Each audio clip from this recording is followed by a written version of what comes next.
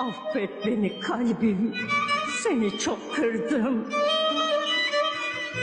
Tanımadan onu boşa yanmışım. Seviyor zannettim, öyle de gördüm. Yalan sevdasına ne de kanmışım. Hiç belli etmedi rolü güzeldi. Gönül köşkümde yeri özeldi. Başlangıcı yoktu, bende ezeldi. Bir ömür daima sürer sanmışım.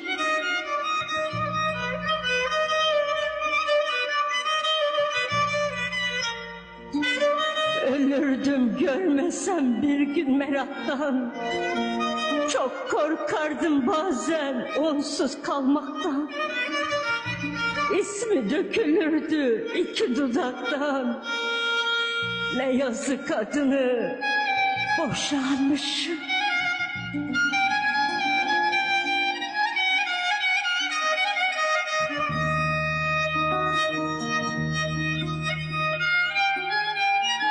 Canım yandığında canı giderdi.